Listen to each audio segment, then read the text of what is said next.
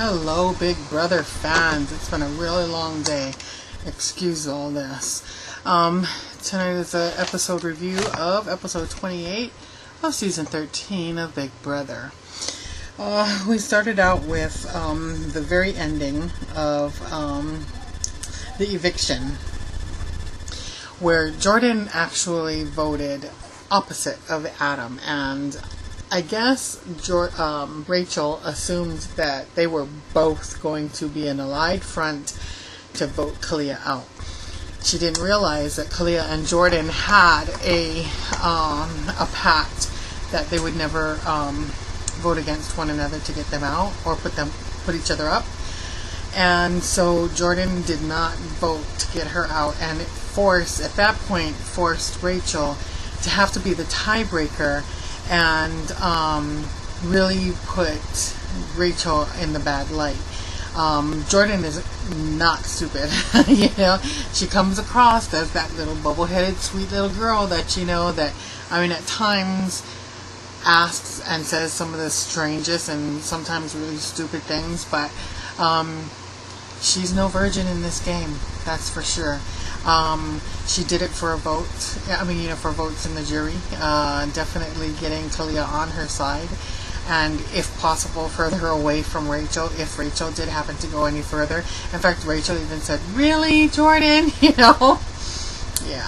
Jordan apologized immediately. However, I did enjoy Jordan's talk with Adam in the HOH in terms of trying to save herself from being put up as a nomination.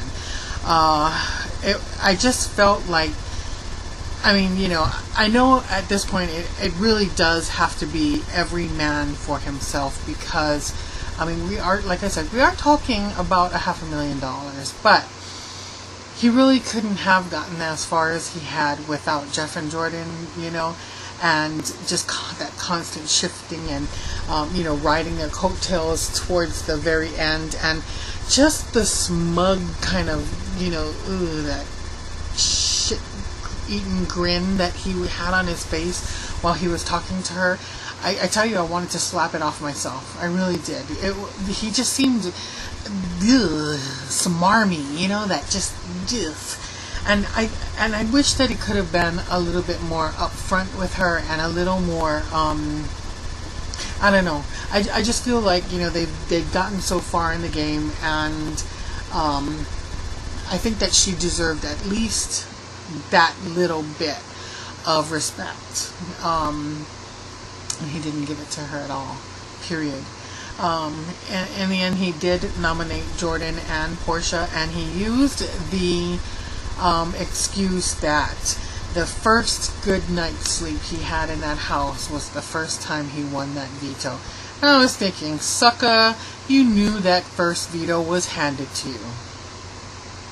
And then you didn't start winning things until there were only like 6 or 7 people, but, barely anybody left up in the house. So, I don't know. As if I had any respect for him before tonight, I have absolutely zero, because I was saying, are you effing kidding me? Are you seriously? You're kidding me, right? Because, yeah, enough of that. Anyway, that jukebox veto, bless Jordan's heart. I hate that when they shoot to, at each person to show where they are in terms of how far they've gotten in the game. They turn to her and they start playing hillbilly music or whatever. It's just... bless her heart. They really should have been Jedi drilling this entire time, just remembering silly little things like, what week was the HOH, what was the POV that was played, the games, who came in, who was the MC for it. All those things are just always at the very end so very, very relevant to the game. And I don't know, she just wasn't paying a whole lot of attention. So Portia totally won that one, and afterwards Rachel had her little cry, what we call here doodle baby face. Doodle babies are just the babies that just cry to to make that noise and just, you know, get under your skin kind of thing. Yeah, so Rachel was doing the doodle baby face and crying and whining and crying some more, and she looked so pathetic. She seriously did. And then she saw Portia. You know, they passed each other in the hallway, and she goes, you know, I'm really happy for you. I really am. It's just that I really suck and blah, blah, blah. And I was thinking the entire time, awkward. That was a total Danny moment, you know. But Jordan takes her into the room and tries to settle her down and just says, you don't take losing very well, do you? No! It was just so, you know, bless her heart. It was fun stuff, you know. I mean, very irritating but very funny at the same time. But Jordan did give her a really awesome pep talk, you know.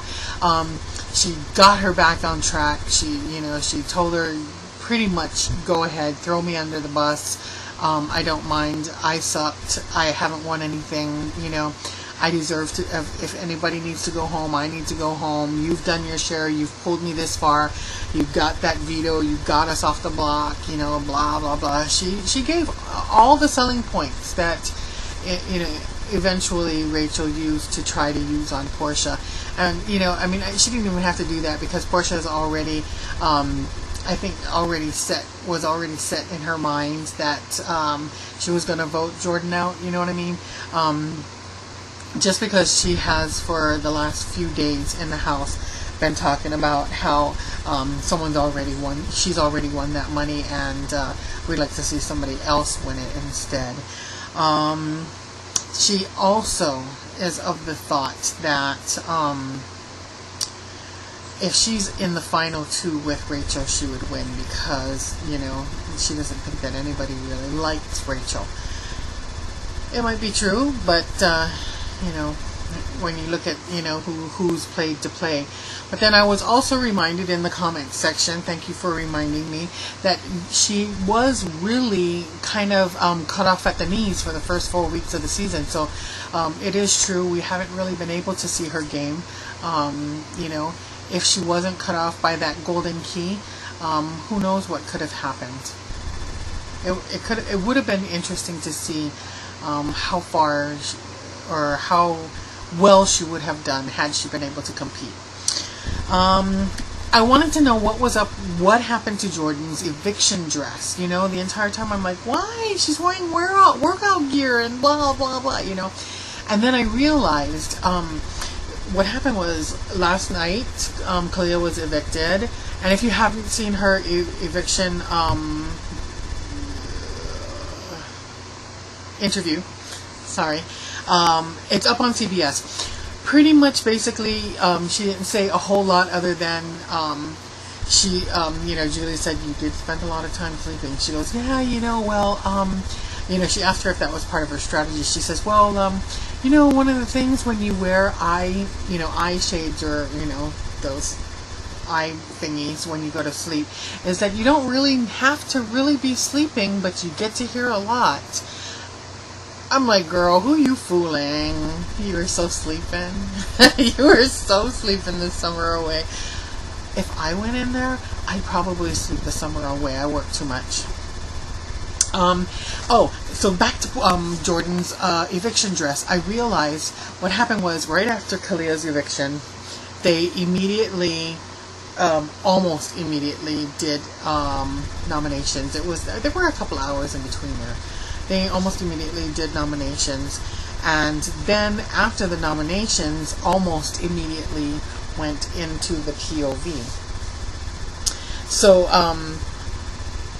okay, that's all non-relevant. I realized today, that with the eviction, immediately after they were going to go right into the HOH, and there was no guarantee that Jordan was really going to be evicted. So my guess is that production told her not to wear her eviction dress, because if things were switched up and she wasn't you know, dressed appropriately, there probably wasn't enough time. But as we all know, the commercials just about killed me.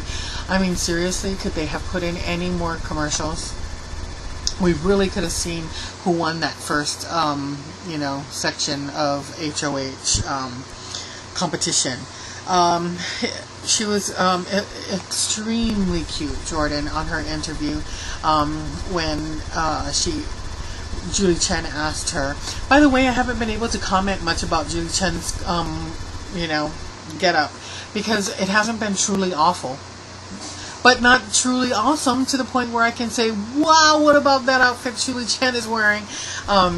When Julie asked her about if she'd learned anything in this game in terms of, befriending Shelly, she says, I realize, you can't make friends in this game. You can't trust people in this game. And she says, even if you're a mom, you can't trust your mom.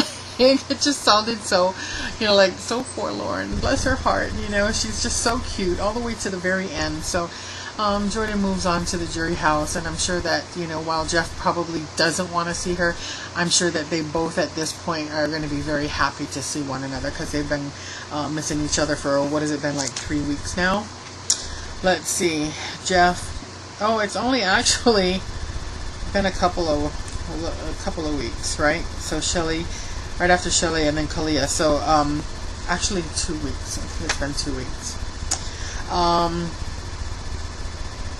Jordan actually was one of the very few people who actually got a decent goodbye message from Rachel, probably other than Brendan. I can't remember if she left anything nice for any other person that left. Her goodbye speech to Kalia wasn't, it wasn't nice, but it also wasn't, she didn't specifically call her a cow.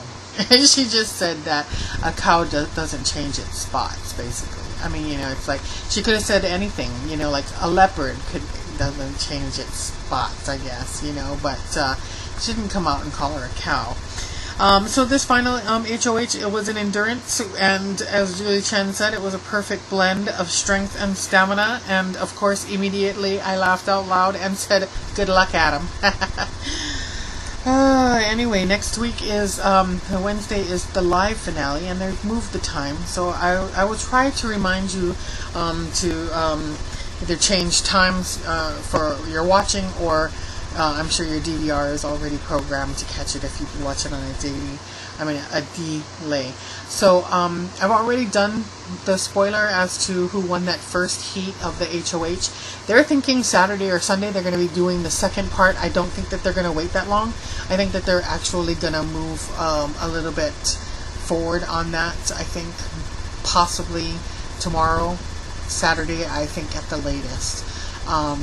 Because they usually do like the nominations or whatever on Mondays. So not nominations, sorry, when the POVs, and they do the POV ceremony on Mondays. So I'm wondering how that's all gonna play. Anyway, I've talked way too long. I'm sorry about that. I will see you guys as soon as there's an update with part 2 HOH. All right.